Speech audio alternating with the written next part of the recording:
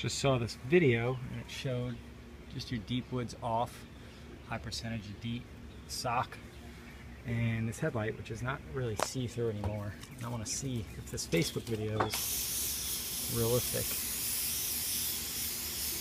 We'll see real quick.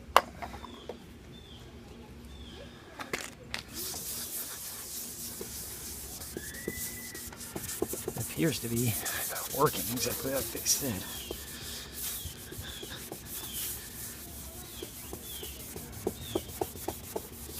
So that's pretty cool. I'm going to go over it a little more. See if I can get her actually clear. But yeah, for the most part, that works pretty darn well.